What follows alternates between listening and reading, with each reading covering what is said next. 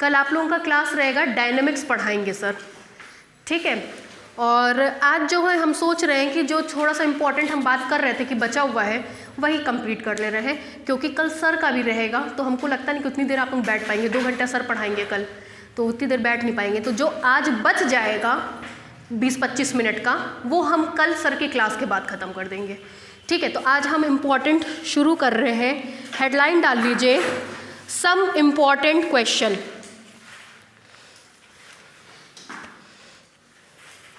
सम important question, some important question. ये आपके जो क्वेश्चंस हम करा रहे हैं ये आपके विदिन 10 ईयर्स में पूछे गए हैं और अभी तक आपके नोट्स में इंक्लूड नहीं थे, अब हम नोट्स में आपके इंक्लूड करा रहे हैं इसको, ठीक है। पहला क्वेश्चन, मेट्रिक स्पेस के पहले चैप्टर का इम्पॉर्टेंट क्वेश्चंस कराया जा रहा है। पहला क्वेश्चन लिखिए,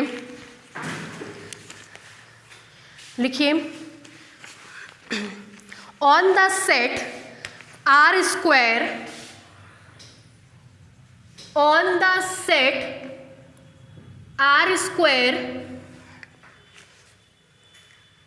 आर स्क्वायर का मतलब क्या हो गया, x is equal to R square. x की जगह हम क्या ले रहे हैं, आर स्क्वायर। इक्लूडियन मैट्रिक में हमने x की जगह आर स्क्वायर ही लिया था, ठीक है। On the set R square comma define a metric D,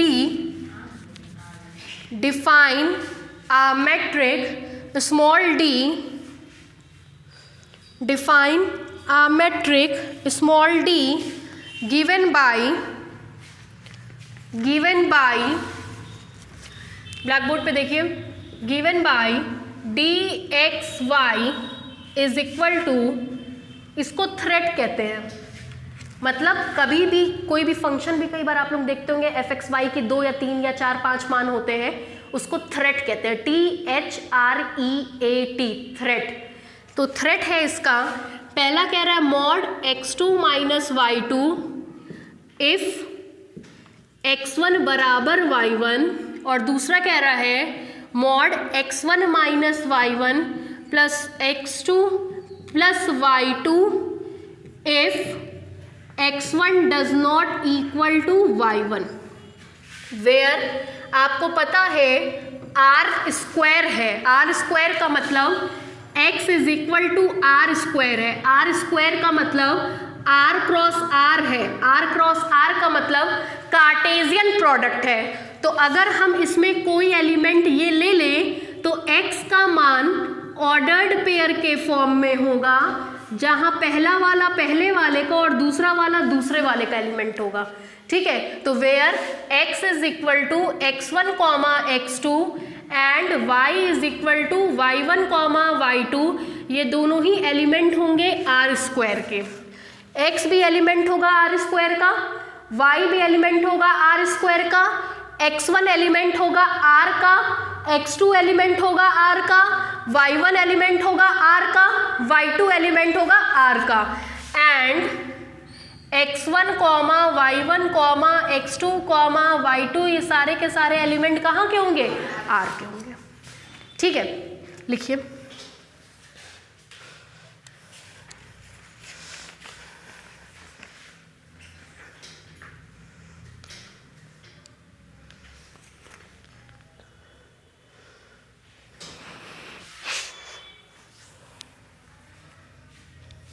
कल तो पूरे दिन खाली हैं आप लोग।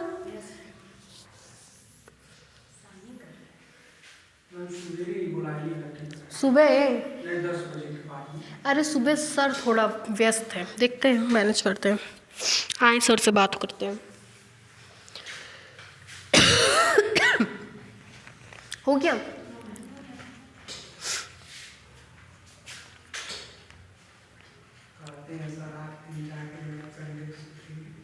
है?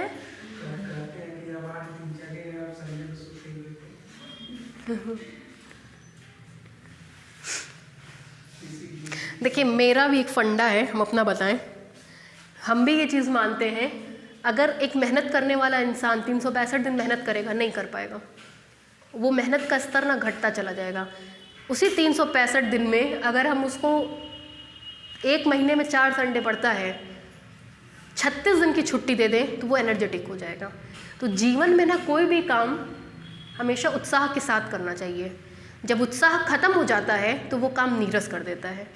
ठीक है, बहुत से ऐसे कोचिंग हैं अपने यहाँ शहर में जो संडे को, हर संडे को क्लास लेते हैं, चलाते हैं। कोई उस एक संडे के 2 घंटे के क्लास के भीतर 2 ही घंटा बुलाते हैं वो संडे को, 2 घंटे के क्लास के भीतर कुछ नहीं होता है, बस आपका उत्साह कम होता जाता है क्योंकि आप यहाँ से फ्री नहीं हो पाते हैं।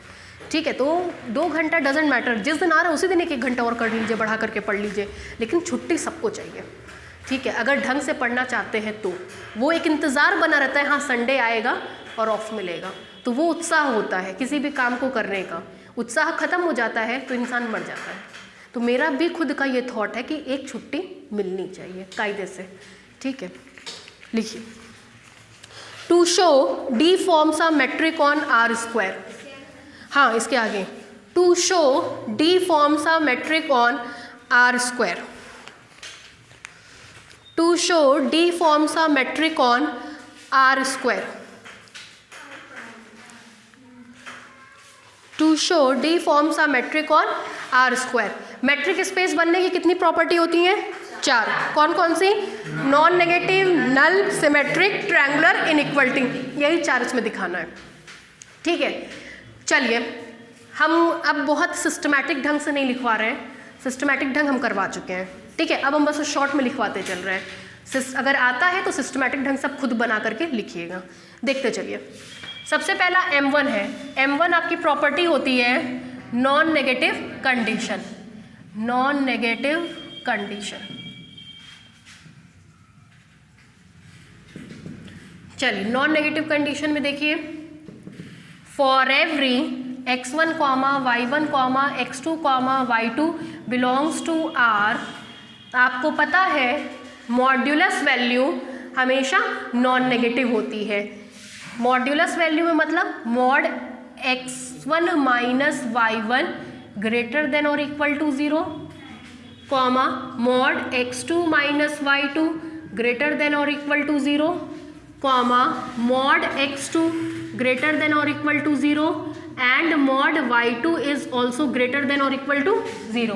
This implies that mod x1 minus y1 plus mod x2 plus mod y2, इसको और इसको LHS को ऐड कर दिए हैं। सब में ग्रेटर देन और इक्वल टू का साइन है, 0 + 0 + 0 दैट इज 000, मतलब 0 है ना, 0 के बराबर होगा। और and mod x2 minus y2 तो ऑलरेडी ग्रेटर देन और इक्वल टू 0 है, ये भी ग्रेटर देन और इक्वल टू 0, ये भी ग्रेटर देन और इक्वल टू 0। इसका साफ मतलब होगा कि dxy भी क्या हो जाएगा, ग्रेटर देन और equal to 0 for every x, y belongs to r square. ठीक, hence non negative condition is satisfied. M2 है आपका, लेकिन उसमें कंडीशन भी तो है, हमारा कंडीशन ये प्रूफ करना होता है कि x और y का कोई भी मान क्यों ना ले, हमेशा वो चीज़ बराबर होगी। अगर x और ये जो हमने प्रॉपर्टीज़ यूज़ की है, ये x और y के प्रत्येक मान के लिए होल्ड होती है। प्रत्येक का मतलब वो चाहे बराबर हो चाहे बराबर ना हो। बराबर होगा तो मॉड्यूलस वैल्यू इक्वल टू 0, बराबर नहीं होगा तो मॉड्यूलस वैल्यू ग्रेटर देन 0। दोनों ही शर्तों में ये कंडीशंस होल्ड होती हैं। ठीक है, दूसरा है M2।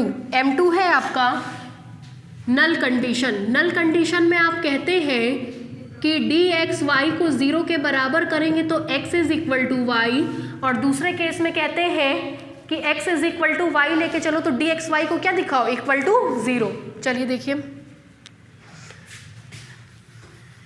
कितने एलिमेंट्स लेते हैं, 2। For every x, y belongs to R square, let, पहले हम मान रहे हैं dxy is equal to 0, dxy is equal to 0। जैसे ही dxy इक्वल टू 0 करेंगे, ये भी 0 ये भी 0, बट कितने केसेस हो जाएंगे, 2 केस। पहला केस ये लेकर के चलेंगे और दूसरा केस ये। देखिए दिस इम्प्लाइज दैट, पहले लिख लीजिए फिर लिखवा रहे इसके आगे। लिखिए कुछ लिखा है? प्रूफ में लिखिए, let the given function dxy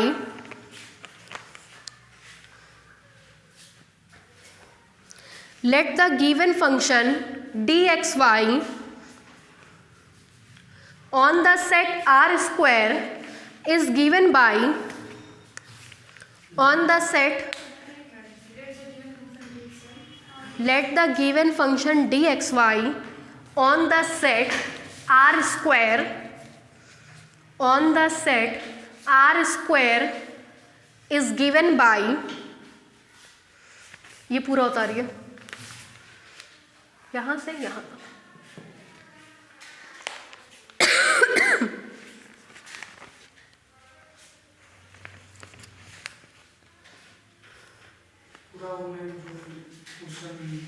सब बस यहाँ से लेके यहाँ तक।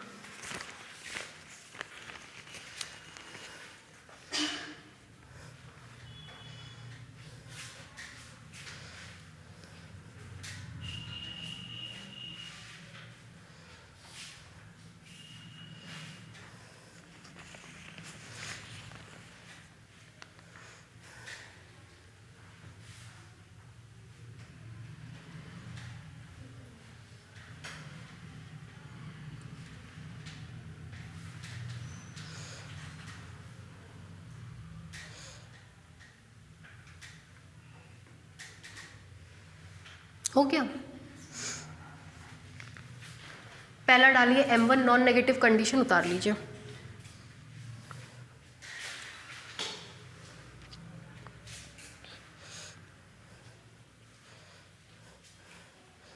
सबसे आगे आप लोगों का कोर्स चल रहा है इस समय, किसी भी कोचिंग से आप कंपेयर करके पता कर लीजिए।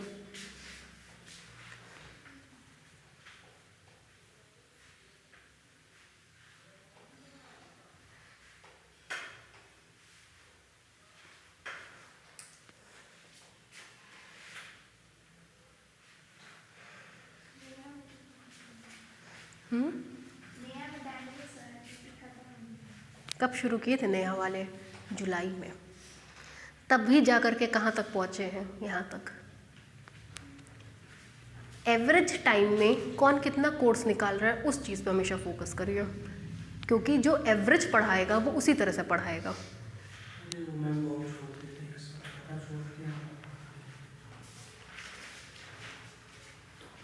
हम क्या बोले, एलपीपी तो कुछ है ही नहीं, है ना। एलपीपी आप लोगों के नज़रिए से बहुत बड़ा है ना, जो पढ़ाता है जो कोर्स जानता है उसके नज़रिए से कुछ नहीं है एलपीपी। एलपीपी में कुछ है ही नहीं। 1 महीने का मुश्किल से वो पूरा का पूरा आपका 30 लेक्चर का पेपर है, ज़्यादा से ज़्यादा। कुछ नहीं है एलपीपी में।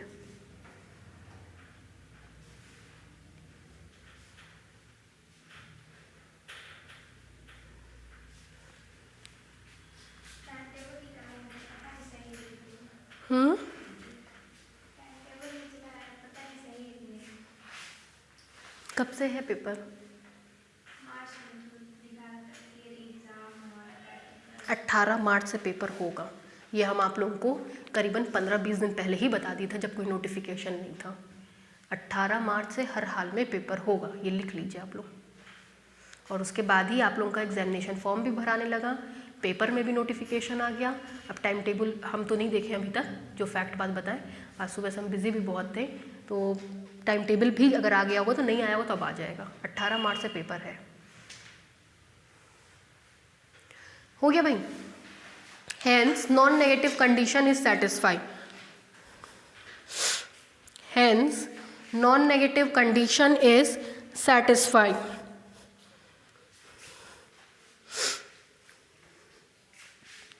Hence non-negative condition is satisfied. दूसरा नल कंडीशन, यहां तक उतारिए नल में, यहाँ तक।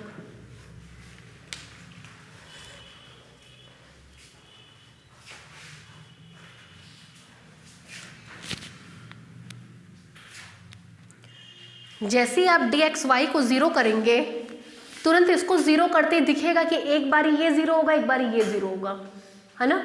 कितने केसेस हो गए? 2। इसके नीचे से लिखिए then there are following two cases. Then there are following two cases. Then there are following two cases. Case first. Then there are following two cases. Case first. Case first में हम लोग मान लेंगे कि x1 किसके बराबर है, y1 के. इफ x1 बराबर y1, जरा ब्लैक बोर्ड पे देखिए, ये केस बताता है कहीं पे भी, चाहे लिमिट पढ़े, चाहे कंटिन्यूटी पढ़े, चाहे डिफरेंशिएबिलिटी पढ़े, कुछ भी पढ़े, ये हमेशा केस बताता है. जैसे ही हमने इसको ज़ीरो किया, हमको दिखेगा एक बार ये ज़ीरो होगा, एक बार ये ज़ीरो होगा. ये कब ज़ीरो होगा, जब ये कंडीशन होल्ड होगी. ये कब ज़ीरो होगा, जब ये कंडीशन होल्ड होगी. तो केस वन में माना हमने x1 is equal to y1. जब x1 y1 के बराबर होगा तो dxy इसके बराबर होगा. क्यों भाई? तो dxy की जगह तब हम मान रखेंगे mod x2 minus y2 is equal to 0. ठीक, दिस इम्प्लाइज दैट, इसका मतलब होता है x2 minus y2 is equal to 0. इसका मतलब होता है x2 बराबर y2. This implies that x1 comma y1 is equal to x1 comma x2 is equal to, x1 किसके बराबर है, y1 के. x1 की जगह क्या लिख देंगे, y1. x2 किसके बराबर है, y2 के. तो x2 की जगह क्या लिख देंगे, y2. x1 कॉमा x2 ये तो x का मान है, और y1 कॉमा y2 ये तो y का मान है. मतलब इस केस में अगर हम dxy को 0 लेकर के चले तो हमने दिखा दिया x is equal to Y.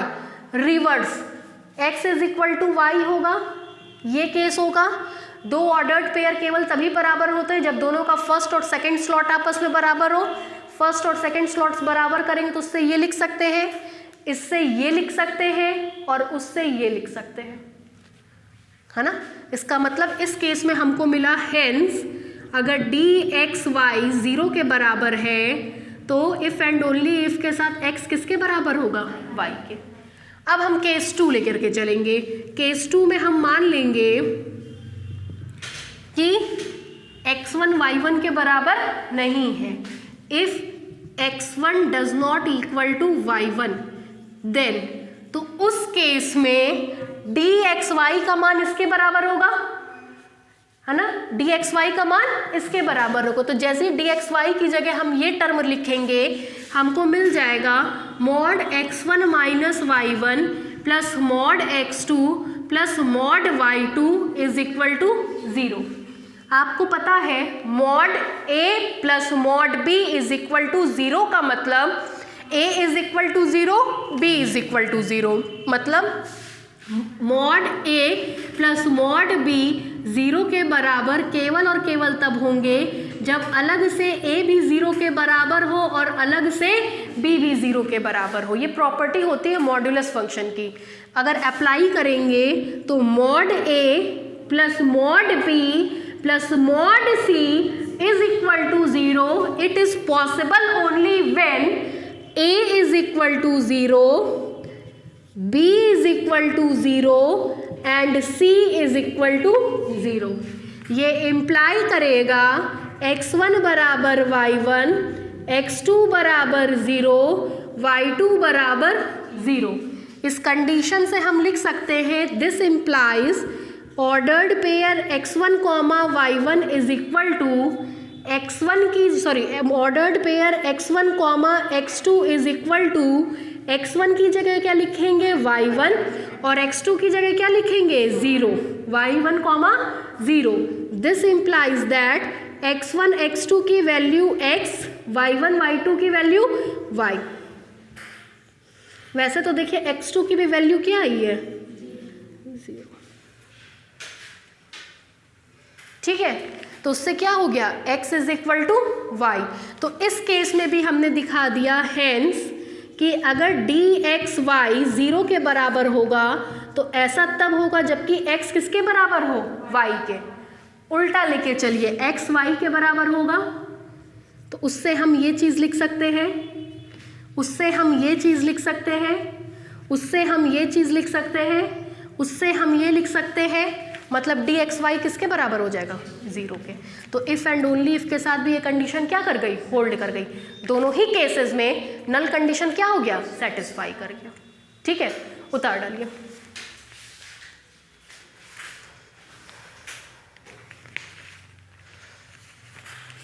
ये एक्चुअली क्वेश्चन टफ नहीं है, लेकिन बिना पढ़ा हुआ अगर आ जाता है तो थोड़ा सा दिक्कत करता है एग्जामिनेशन में।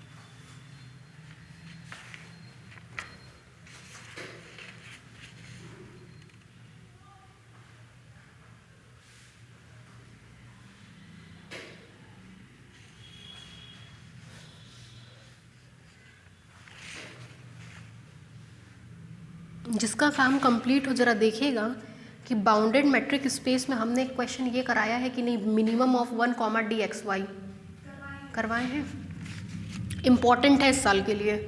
बाउंडेड मैट्रिक स्पेस में d x y is equal to 1 minimum of 1 comma d x y, इस साल के लिए इम्पोर्टेंट लगा लीजिएगा।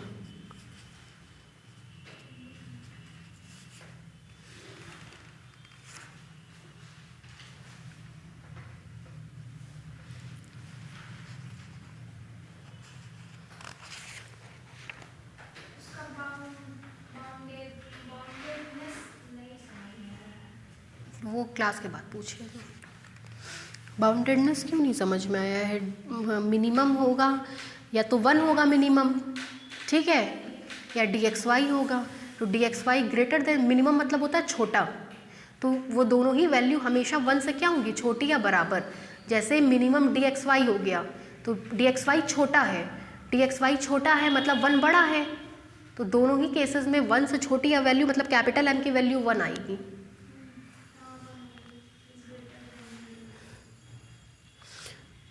हो गया भाई?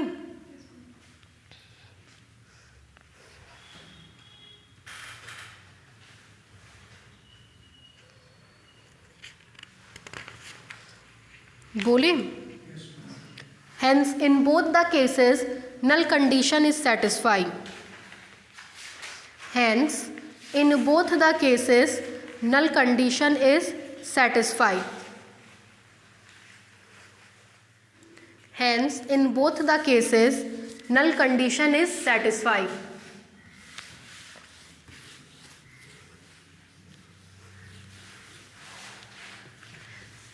M3 लिखिए, सिमेट्रिक प्रॉपर्टी।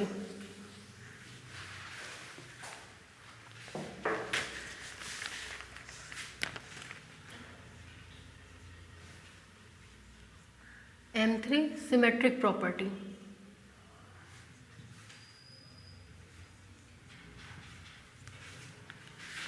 चलिए देखिए,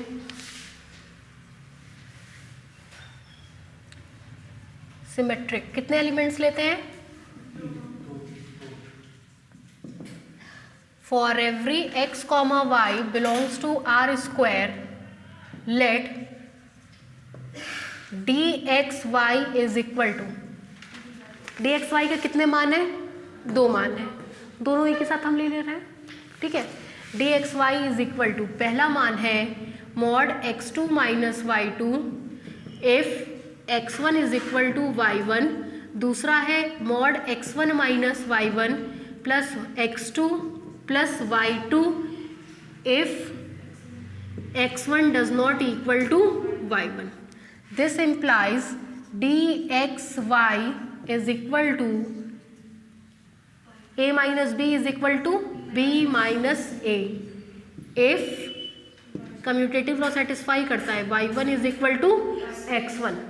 ठीक, इसको देखिए मॉड y1 माइनस x1, पहले इसको लिख रहे हैं plus y2 plus x2 if y1 does not equal to x1.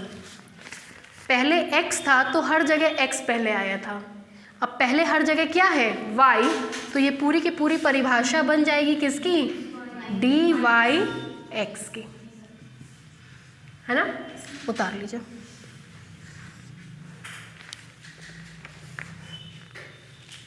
कोई डाउट?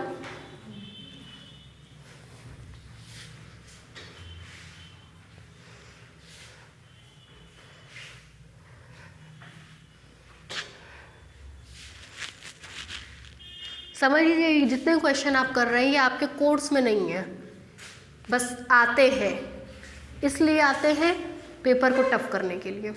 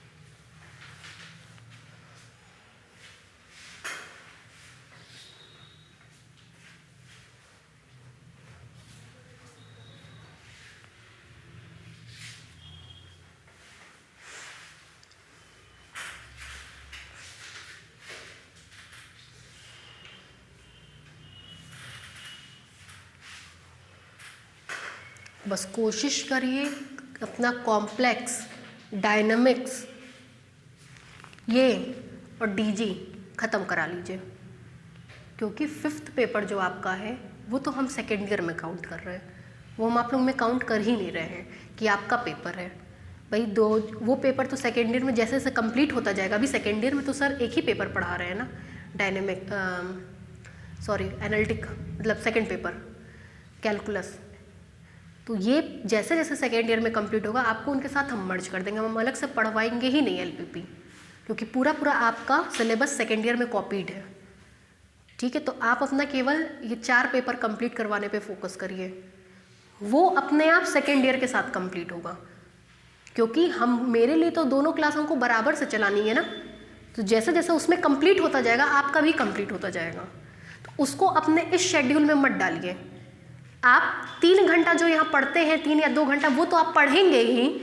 जब एलपीपी चलेगा तो आप सेकेंड ईयर के साथ मर्ज हो जाएंगे, चाहे आप सेकेंड ईयर में सर 2 घंटा पढ़ाएं, चाहे सेकेंड ईयर में सर 1 घंटा पढ़ाएं. तो आपका जो क्लास चल रहा है उसको बेसिकली हम इन्हीं 4 पेपर के लिए सोच के चला रहे हैं.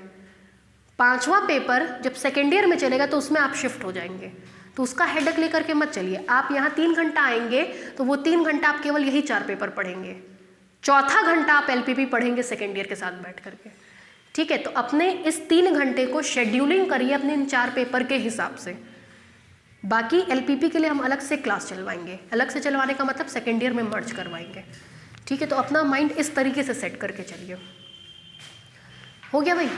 नीचे से लिखिए hence symmetric property is satisfied.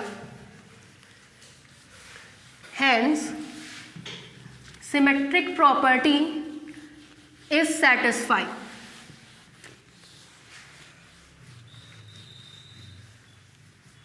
Next लिखिए triangular inequality.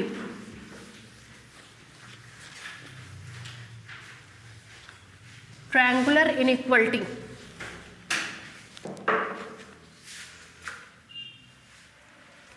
M4 triangular inequality property.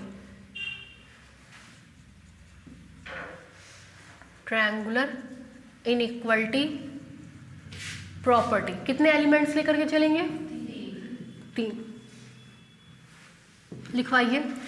For every x is equal to x1 x2, y is equal to y1 y2, z is equal to z1 z2 belongs to R square. ध्यान आ रहा होगा, एक बार इस तरीके का question करवाए थे। कहते 4 केस बनते हैं। पहले केस में x1 y1 z1 तीनों बराबर।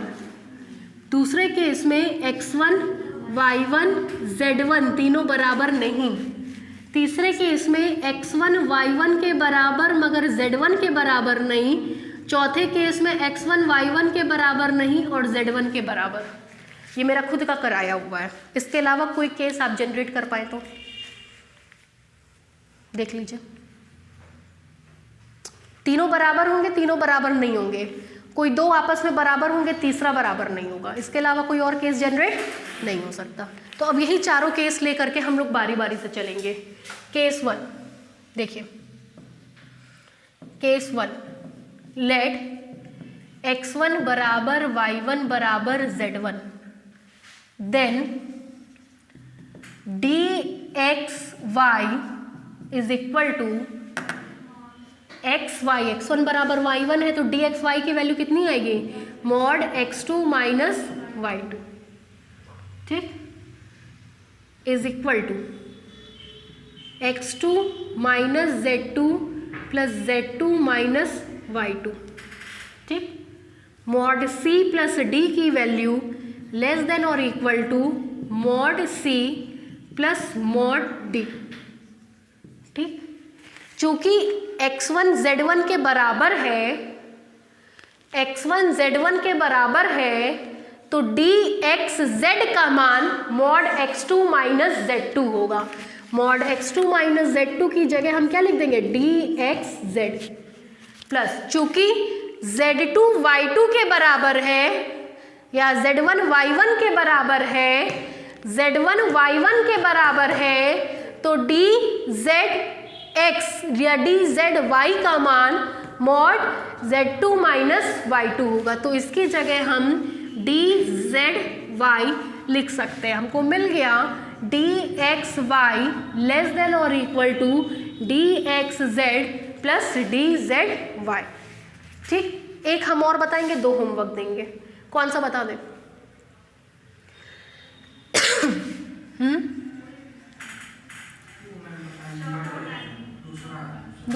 दूसरा तो हो जाएगा, एक ये बता रहे हैं, ठीक है। मान ले रहे हैं लेट x1 बराबर y1 does not equal to z1, ठीक। देन dxz की वैल्यू निकालेंगे। dxz, x1 किसके बराबर है? y1 के। y1 z1 के बराबर नहीं है तो x1 भी z1 के बराबर नहीं होगा, ठीक है। x1 z1 के बराबर नहीं होगा तो जब x1 z1 के बराबर नहीं है तो ये मान मिलेगा, क्या आएगा? Mod x1 minus z1 plus x2 plus z2, ठीक। एंड dxy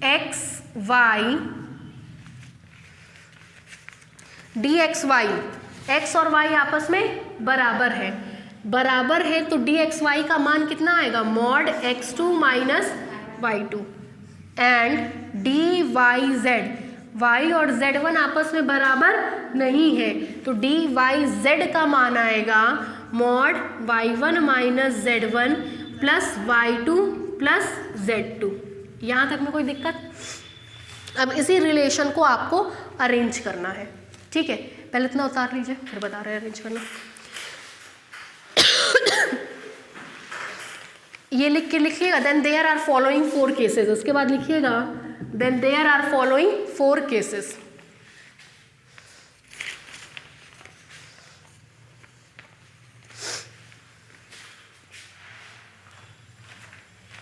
हाउसडॉर्फ स्पेस का नाम कभी सुना है क्या? हाउसडॉर्फ स्पेस,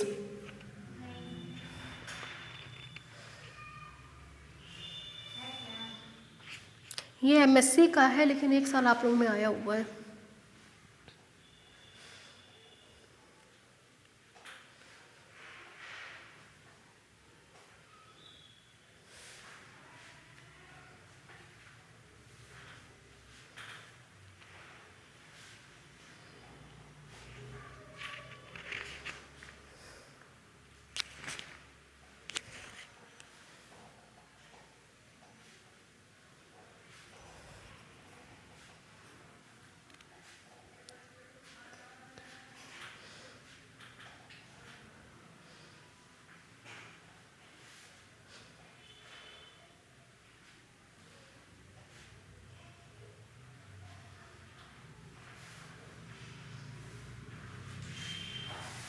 हो जाए तो बताइएगा।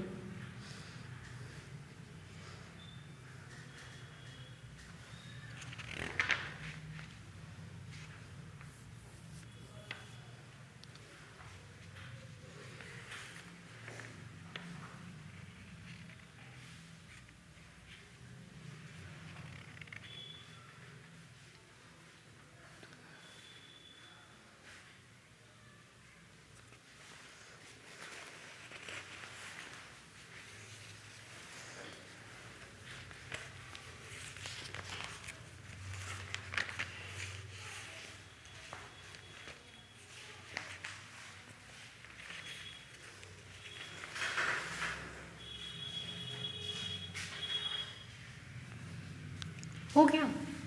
अब इसके ट्रिक समझिए कि कैसे करते हैं।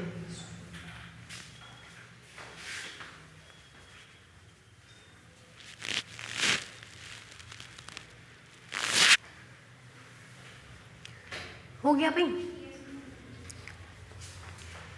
सबसे छोटा कौन दिख रहा है RHS में? किसका मान सबसे छोटा दिख रहा है? इन तीनों में RHS में सबसे छोटा मान किसका दिख रहा है? इसका, है ना। सबसे छोटे का मतलब इसमें एक ही टर्म आया है, इसमें 3 टर्म आए, उसमें भी कितने टर्म आए? 3 टर्म। सबसे कम टर्म किस में आए हैं? दूसरे वाले में, dxy में, है ना। जिसमें सबसे कम टर्म आते हैं उसको लेकर के चलते हैं, ये नियम फिक्स है। जिसमें सबसे कम टर्म आएंगे उसको लेकर के चलेंगे। सबसे कम टर्म किस में आया है? dxy में, उसको लेकर के चल रहे। देखिए जरा ब्लैक बोर्ड पे, dxy is equal to mod x2 minus y2, ठीक, is equal to x2 plus minus y2, ठीक, लेस देन और equal to x2 plus minus y2, less than और equal to x2 plus y2,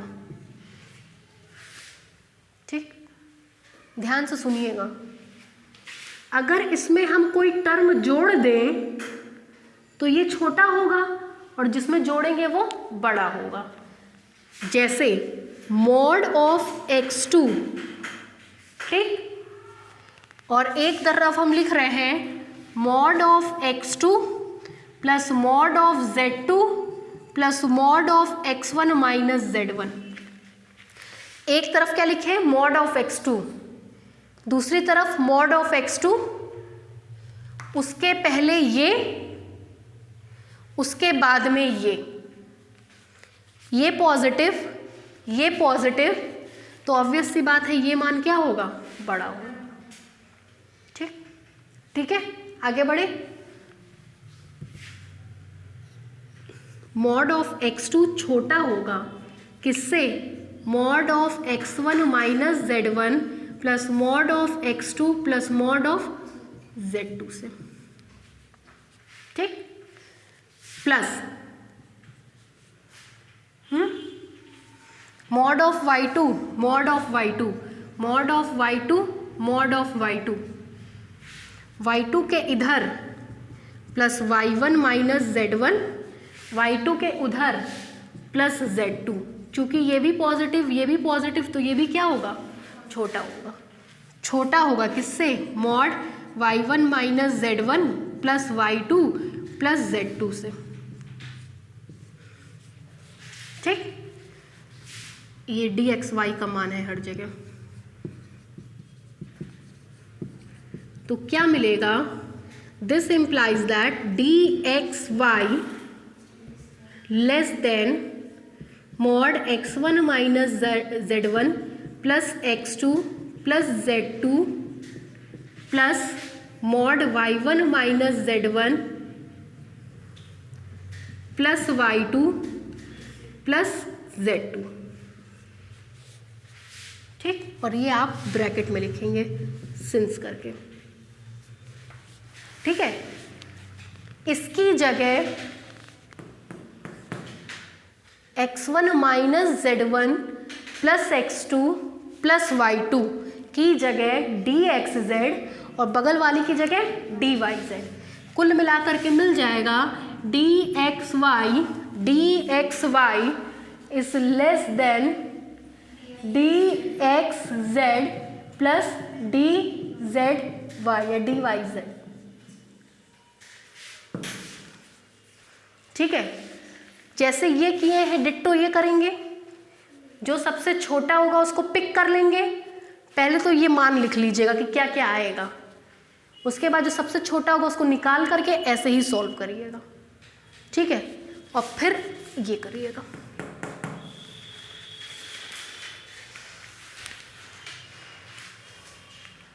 उतार लीजिए, यहां तक उतारने के बाद नाउ करके उतारिए।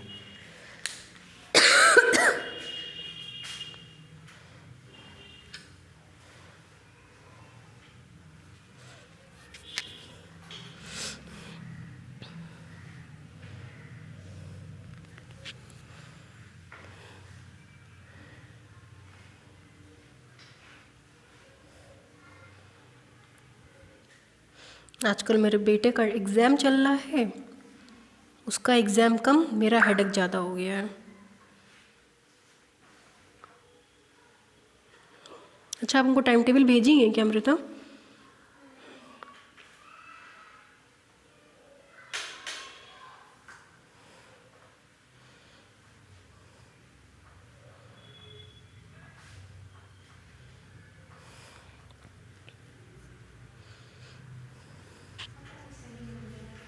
देखिए मार्च में तो होना है, ये तो दिमाग में एकदम सेट कर लीजिए।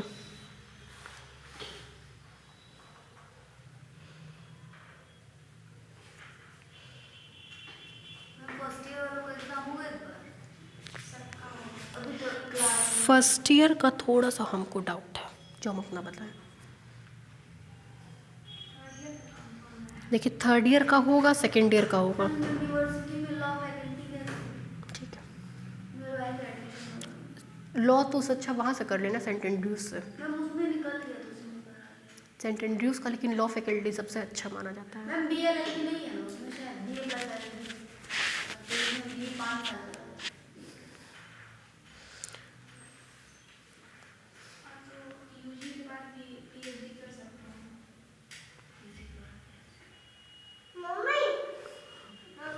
यस,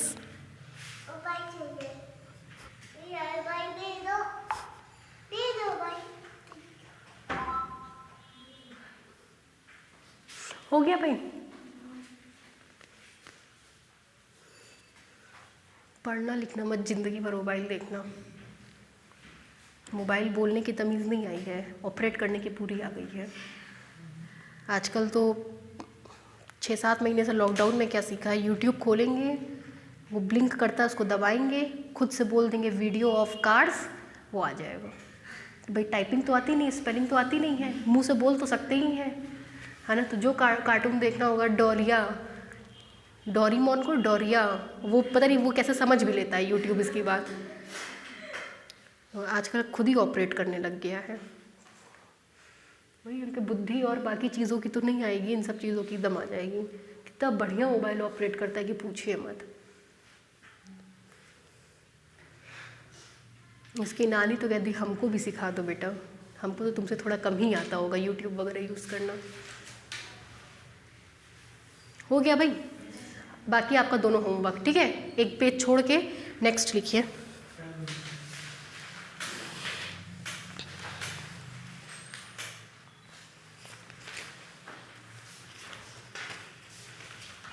लिखिए लेट कैपिटल एच, हो गया Mukesh?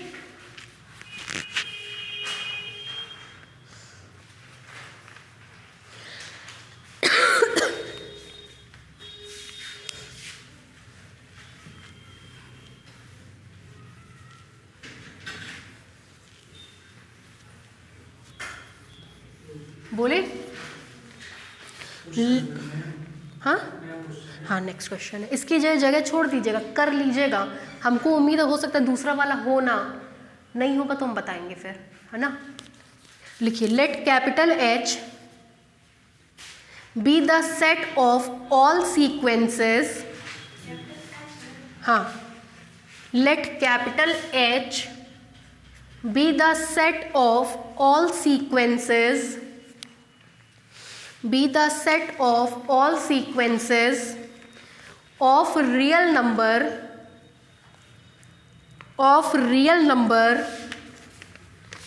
such that mod of xn less than or equal to 1 for every small n belongs to capital N.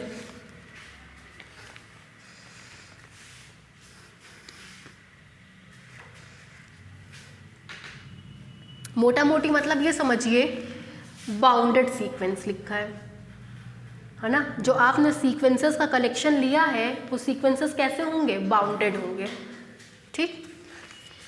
Full stop. Consider the function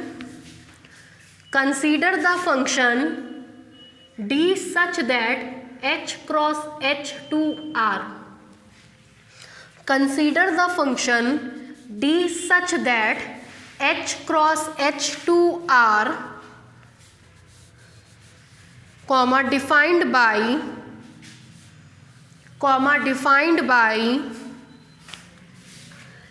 dxy is equal to summation n belongs to n 1 upon 2n mod xn minus yn.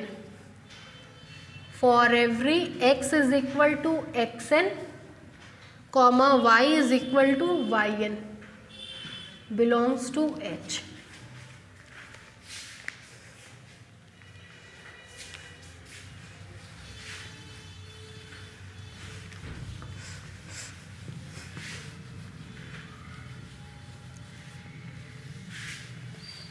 हो गया?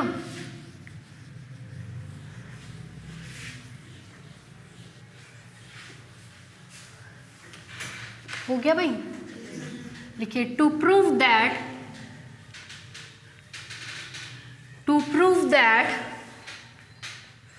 h comma d forms a metric space. To prove that h comma d ऐसे लिखाएगा, h comma d forms a metric space. To prove that h comma d forms a metric space. हो गया? आपका homework है, hint ले लीजिए। चलिए, पहली प्रॉपर्टी होती है d x y greater than और इक्वल टू 0, मतलब नॉन नेगेटिव कंडीशन। आपको पता है for every small n belongs to capital N के लिए हमेशा और हमेशा मॉड्यूलस वैल्यू ग्रेटर देन और इक्वल टू क्या होती है? 0 होती है, ठीक। इसमें किसी भी पॉजिटिव नंबर का मल्टीप्लाई करेंगे तब भी वैल्यू में कोई चेंज नहीं आएगा, क्या हुई? ग्रेटर देन और equal to 0 for every small n belongs to capital N. कई बार आपको बताएं मैक्सिमम आए, मिनिमम आए, इन्फीमम आए, सुप्रीमम आए, समेशन आए, ये हट जाता है।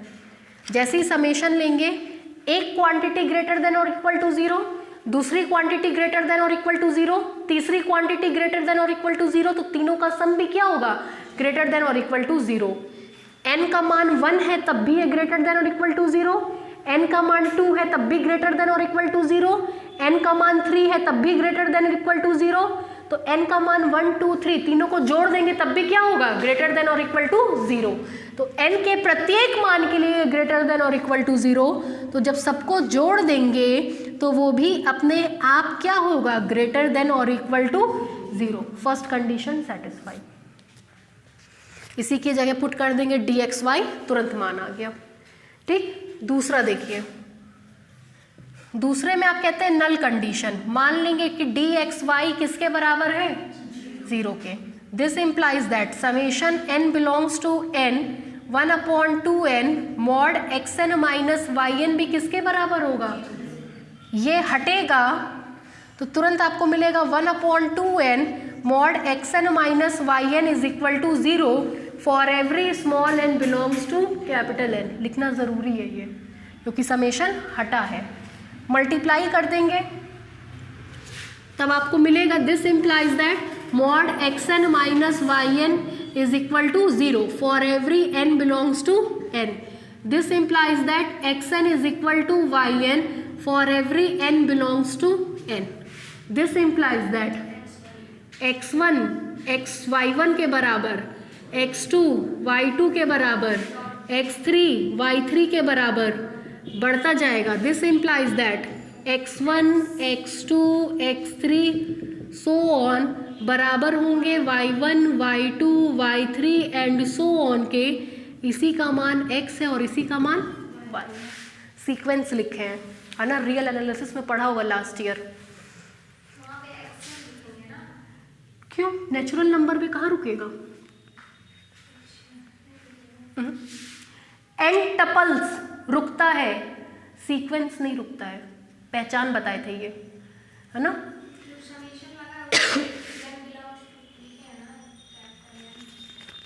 तो एन में ठहराव कहाँ आएगा, नहीं। N is equal to infinite exist नहीं करता है। फ्रेचेट में i is equal to 1 to infinite, इस बात को शो करता है कि आप सीक्वेंस को पढ़ लेंगे। क्या बताए थे, सीक्वेंस की पहचान ही यही है कि वो इनफाइनाइट तक अप्रोच करेगा। N is equal to 1 to infinite लिख सकते हैं, ठीक है। तो जहाँ इनफाइनाइट होता है वो सीक्वेंस को रिप्रेजेंट करता है, जहाँ इनफाइनाइट नहीं होता वो एन टपल्स को रिप्रेजेंट करता है। इनफाइनाइट है इसलिए सीक्वेंस को रिप्रेजेंट कर रहा है। ठीक, इसका उल्टा लेकर के चलेंगे तब भी सेम चीज़ हमको मिल जाएगी। थ्योरम प्रूफ तीसरा, सिमेट्रिक, ये लिखेंगे mod a minus b is equal to mod b minus a. Change करेंगे अगले स्टेप में, तुरंत वो dy x में कन्वर्ट हो जाएगा। थर्ड प्रॉपर्टी में dxy का मान है summation n belongs to n 1/2n mod xn minus yn, जिसको हम लिख सकते हैं summation n belongs to n 1/2n mod yn minus xn। ठीक है, ये तुरंत कन्वर्ट हो जाएगा dy(x) में। ठीक, फोर्थ प्रॉपर्टी में dxy is equal to summation n belongs to n 1/2n mod xn minus yn है। ठीक, जरा ब्लैक बोर्ड पे देखिएगा, n belongs to n 1/2n xn minus zn plus zn minus yn less than और equal to summation n belongs to n 1/2n mod c plus d is less than और equal to mod of c plus mod of d। Less than और equal to summation n belongs to n 1/2n xn minus zn plus summation n belongs to n 1/2n mod zn minus yn। मान रख दीजिए, value आ गई। बताइए भाई, हो गया? कर लेंगे? फोटो खींच के किनारे करिए, चलिए घर पे नोट बाद में करिएगा। नहीं, जैसे ऐसे लिख कर आएंगे तो नंबर नहीं मिलेगा, ये हम बता दे रहे हैं।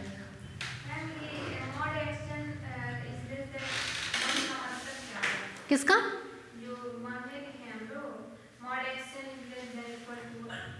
कोई मतलब नहीं हुआ, बस वो केवल इतना बताया है कि ये बाउंडेड सीक्वेंस का कलेक्शन है। चाहे सीक्वेंस का कलेक्शन हो चाहे बाउंडेड सीक्वेंस का, दोनों ही केस में ये अपनी प्रॉपर्टी को क्या करता है, सेटिस्फाई करता है। ठीक है, कर इसलिए दिए, पता सुविधा है, फोटो खींचने की समय खराब नहीं होगा। कल को आएंगे फिर कहेंगे आया नहीं, हुआ नहीं, तो सच अभी बता दो, हो जाएगा। आगे बढ़े, नेक्स्ट लिखिए। नेक्स्ट भी आपका होमवर्क ही रहेगा। लिखिए, in the set capital C of complex number, in the set capital C in the set capital C of complex number, consider a mapping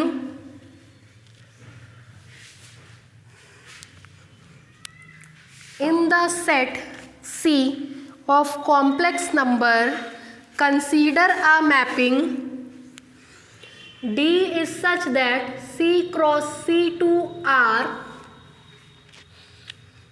D is such that C cross C2 are defined by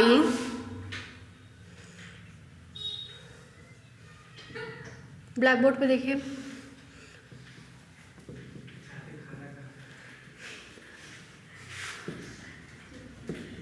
इस तरह का question अगर आपको ध्यान आ रहा हो तो मैंने एक बार पहले कराया था रियल नंबर के लिए।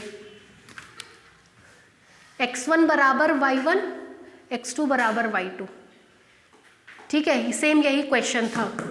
दो स्लॉट बराबर होंगे तो उनके बीच की डिस्टेंस 0, दोनों स्लॉट अलग अलग होंगे तो mod of x plus mod of y। आपको प्रूफ करना है कि C, D मेट्रिक स्पेस बनाएगा। ये उतारिए, फिर हम बोल रहे हैं defined by D Z1, Z2 का मान लिखिए।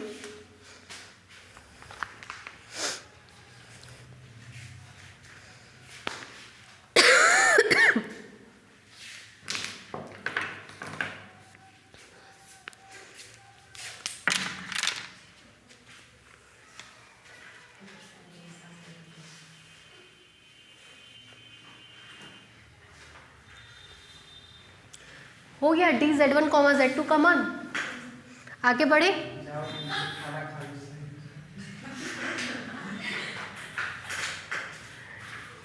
बोले भाई, नीचे से लिखिए टू शो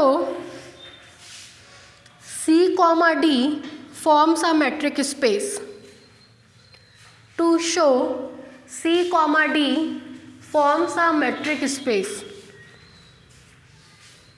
हिंट ले लीजिए, ठीक है।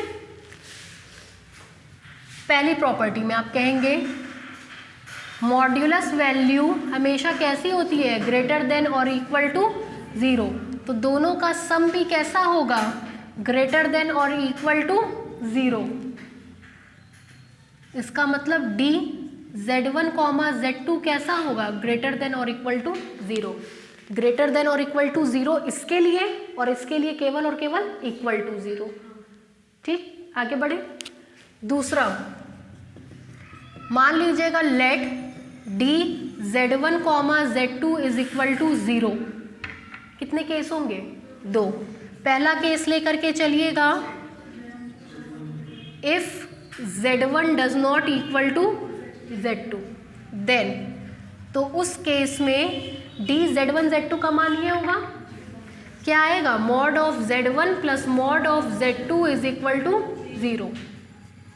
तब पॉसिबल है जब Z1 भी अलग से 0 हो और Z2 भी अलग से क्या हो, 0 हो। ठीक है, this implies that Z1 is equal to 0 is equal to Z2। ठीक, उल्टा भी लग जाएगा। ठीक, केस 2 लेकर के चलेंगे। केस 2 में मान लीजिएगा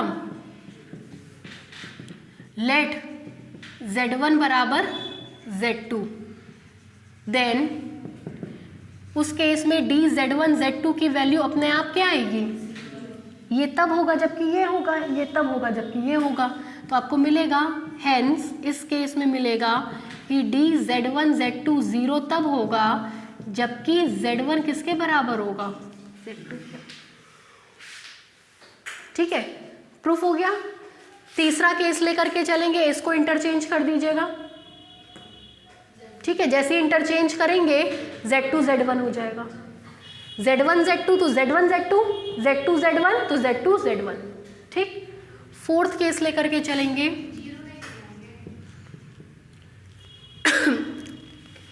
कहता है फोर्थ केस में देखिए, जब आप 0 लेकर के चलेंगी तो बात ही खत्म हो गया ना, कुछ है ही नहीं ना यहाँ पे, तो क्या दिखाएंगी। केस फोर्थ, सॉरी M4 अगर आपको याद आ रहा हो तो अलग अलग पॉस्टुलेट्स लेकर के चले थे सेम इस क्वेश्चन में, वही 4 पॉस्टुलेट्स।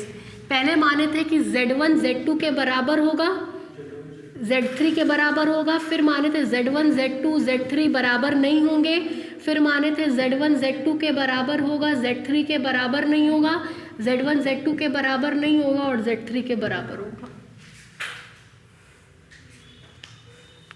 ठीक है, बताइए 4 केस पे लगाएंगे, सॉल्व होता चला जाएगा। तो कॉपी का पन्ना पलट कर जब घर जाइएगा तो देखिएगा ऐसा सेम क्वेश्चन कराया हुआ है, बस वो मैंने रियल नंबर के लिए कराया था, ये कॉम्प्लेक्स नंबर के लिए है। ठीक है, ठीक प्रज्ञा, ठीक है, चलिए कर लीजिएगा भाई, है ना, बता दिए हम, इम्पॉर्टेंट है ये, तो आप अपनी जिम्मेदारी पे स्वेच्छा से कर लीजिएगा, बाद में हमको मत कोसिएगा कि कराई नहीं बताई नहीं। आगे बढ़े, state and proof Hausdorff space.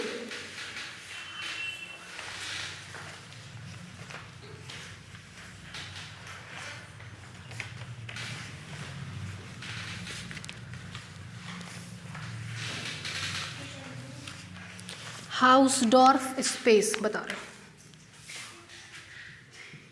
Hausdorff space, जिसको MSc में T2 स्पेस कहते हैं, टोपोलॉजिकल स्पेस होता है, इसीलिए T2 कहा गया है।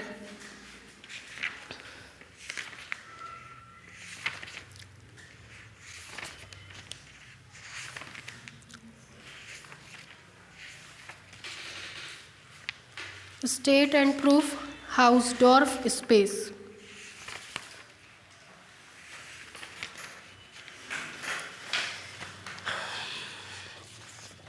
लिखिए, पहले डालिए स्टेटमेंट। भाई कहाँ गया?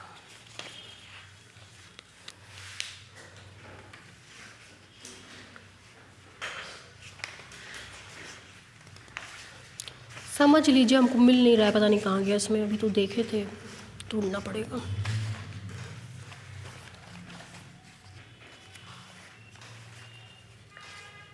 समझ लीजिए, फिर ढूंढ के समझ बता रहे हैं।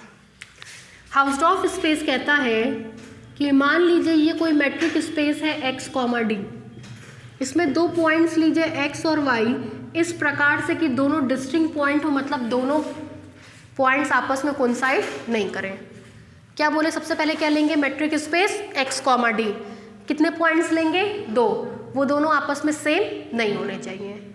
तो कहता है कम से कम 2 नेबरहुड x और y का ऐसा ज़रूर मिलता है, x का एक नेबरहुड u, y का एक नेबरहुड v निश्चित तौर पे मिलेगा, कम से कम एक से ज़्यादा भी मिल सकता है, ज़रूर मिलेगा कि u intersection v is equal to 5 होगा, कि दोनों का इंटरसेक्शन लेने पर वैल्यू क्या आएगी, नॉट इक्वल टू 5 आएगी। ये होता है हाउसडॉर्फ स्पेस, कि x, D कोई मैट्रिक स्पेस है, 2 पॉइंट ले लीजिए, दोनों आपस में बराबर नहीं है, तो कम से कम x का एक नेबरहुड u ज़रूर मिलेगा, इसका नेबरहुड है, और y का एक नेबरहुड v ज़रूर मिलेगा, जिसका इंटरसेक्शन लेने पर वैल्यू क्या आएगी, इक्वल टू 5 आएगी। देख लीजिए, दोनों में कोई भी एलिमेंट आपस में कोइंसाइड नहीं कर रहे, यही होता है हमारा हाउसडॉर्फ स्पेस। ठीक है, 2 मिनट जरा हम ढूंढ लें इसमें।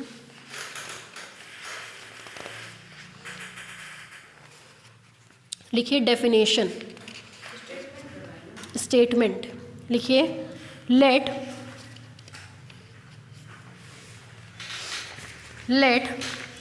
x, D, ऐसे ही लिख लीजिएगा, T2 स्पेस भी ब्रैकेट में कहते हैं इसको, है ना, T2 स्पेस भी कहा जाता है।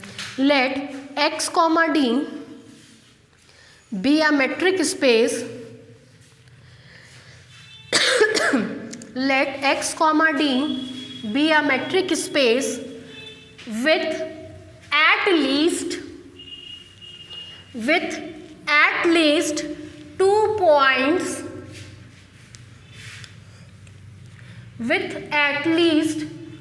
points, मतलब उसमें कम से कम कितने पॉइंट होने चाहिए?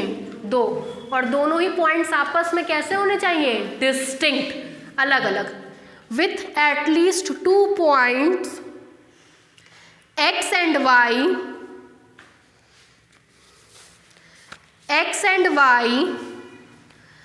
such that they are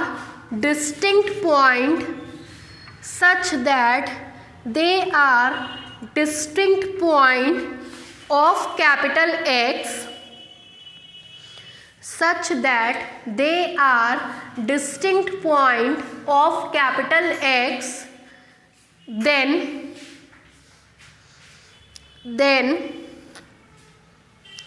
there exist at least 2 neighborhood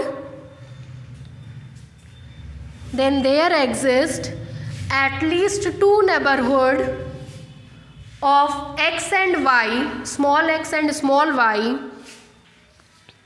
of x and y which are disjoint,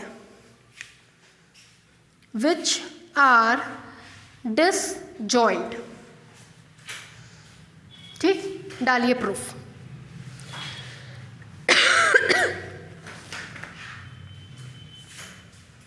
देखें कैसे हम इस चीज को अब सिद्ध करेंगे, ध्यान दीजिएगा।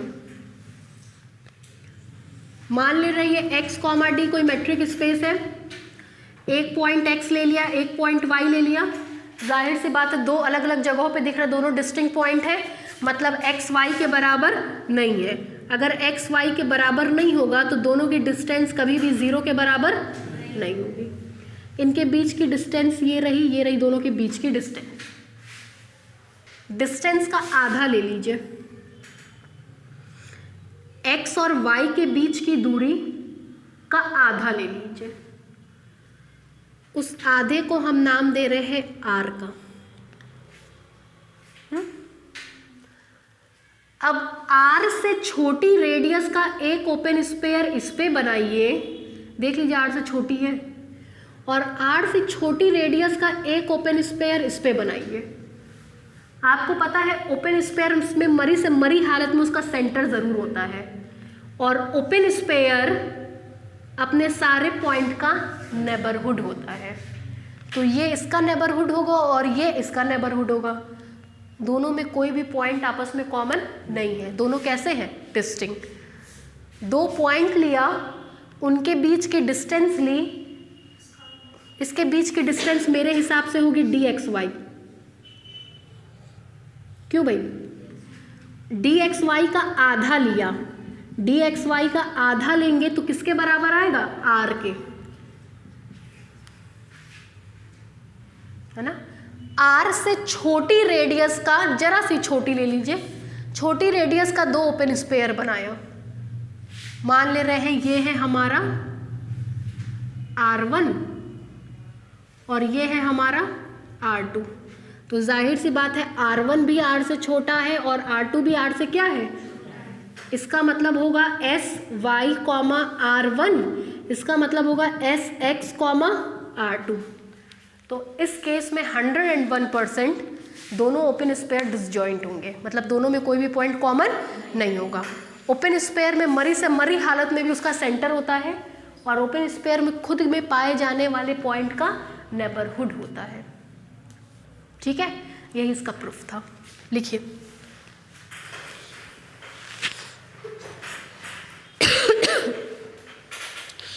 Late x, d be a metric space, let x, d be a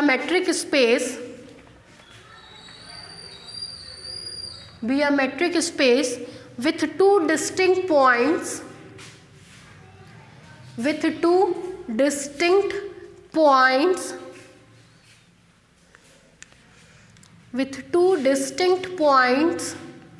DISTINCT,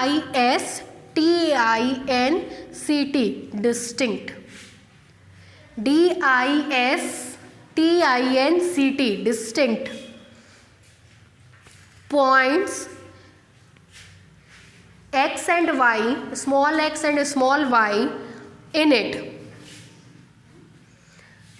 with two distinct points x and y in it. अगर ये दोनों डिस्टिंक्ट हैं तो दोनों के बीच की दूरी कभी भी जीरो के बराबर नहीं होगी, जीरो के बराबर नहीं होगी ऑब्वियसली, तो क्या होगी, ग्रेटर देन जीरो होगी, है ना। लिखिए, देन क्लियरली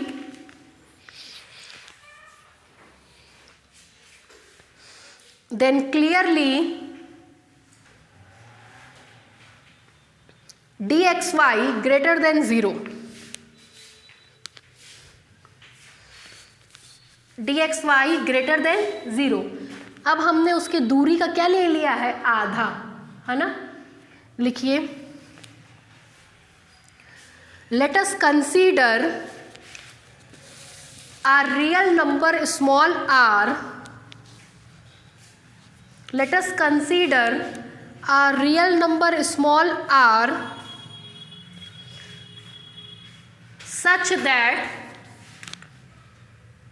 such that ये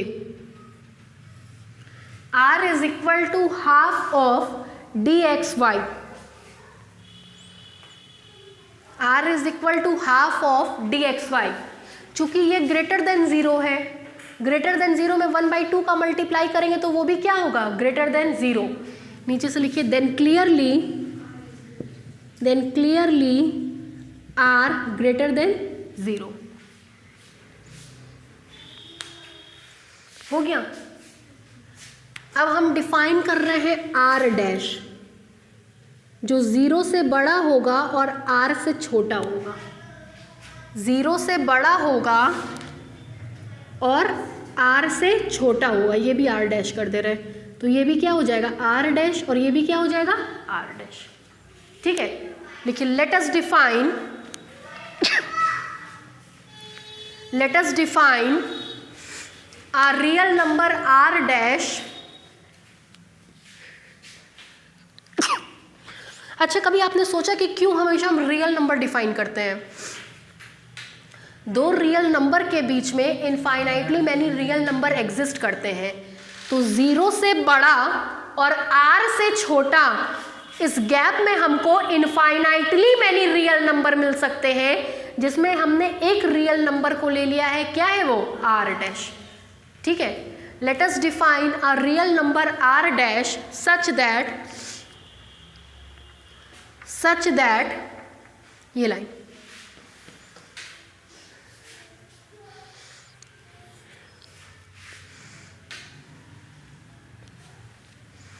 ठीक है। नीचे से लिखिए, देन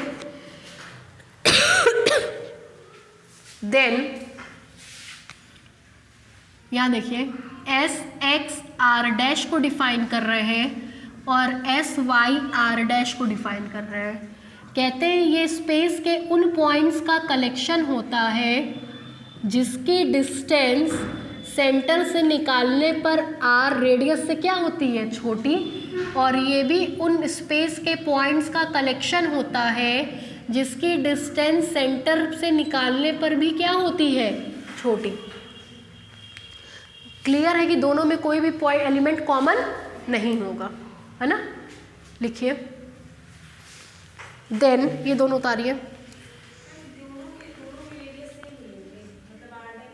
आप अलग अलग ले लीजिए, मन करे तो। सेम भी लेंगे तब भी वही कंडीशन होगी, अलग अलग लेंगे तब भी वही कंडीशन होगी।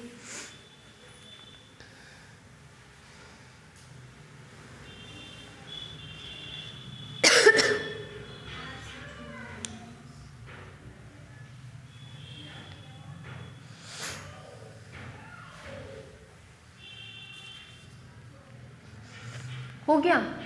प्रूफ क्या करना है, ये दोनों क्या होंगे, डिसजॉइंट होंगे। हमको सिद्ध करना है कि ये दोनों ओपन स्फेयर, यहाँ ब्लैक बोर्ड पे देखिए, ये दोनों ओपन स्फेयर डिसजॉइंट होंगे, मतलब दोनों का इंटरसेक्शन लेने पर वैल्यू क्या आएगी, 5। ये हमको सिद्ध करना है। क्यों भाई, क्या नाम है आपका, काजल। समझ में आ रहा है? अब बोलती कम है लेकिन जब बोलती हैं तो लगता है हाँ समझ में आता है। आपको आ रहा है समझ में? नीचे से लिखिए, then we have to show that, then we have to show that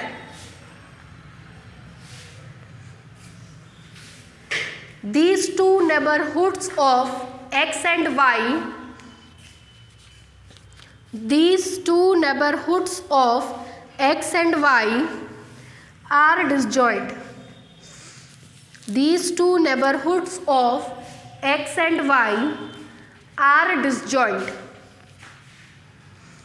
That is ये लाइन।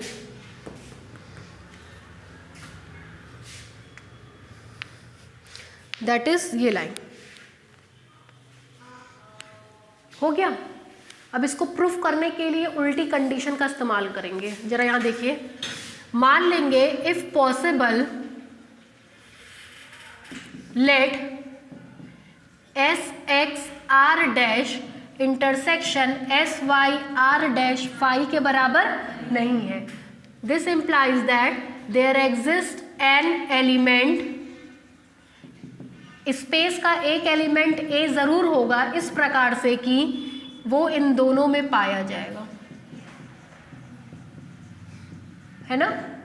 इसका मतलब होगा कि a S x r dash में भी पाया जाएगा और a S y r dash में भी पाया जाएगा। इसका मतलब दिस इम्प्लाइज दैट ए की एक्स से डिस्टेंस आर डैश से छोटी होगी और ए की वाई से डिस्टेंस भी आर डैश से छोटी होगी। ठीक, यहां तक में कोई दिक्कत? फिर देखिए, नाउ डी एक्स वाई निकाल रहे हैं। डी एक्स वाई ए को इंसर्ट कराएंगे, d x a plus d a y. ठीक, this implies that d x y less than d x a का मान r dash plus r dash. This implies d x y less than 2r dash.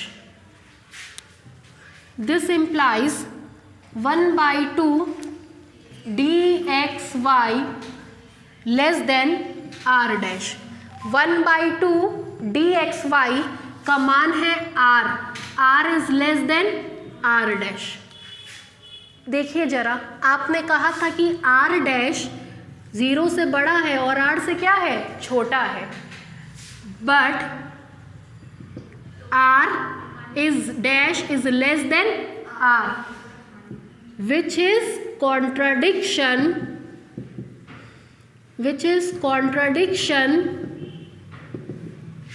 and hence our supposition is wrong. And hence our supposition is wrong. Thus यही wrong है, गलती को सुधारिए। S x r dash intersection S y r dash is equal to 5। Diagram बनेगा इसमें, ठीक है, उतार लीजिए।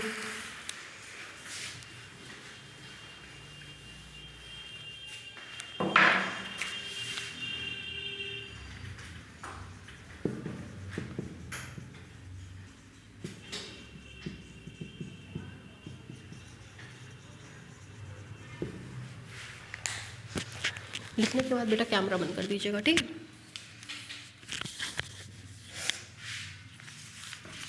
कल की टाइमिंग हम बता देंगे अभी।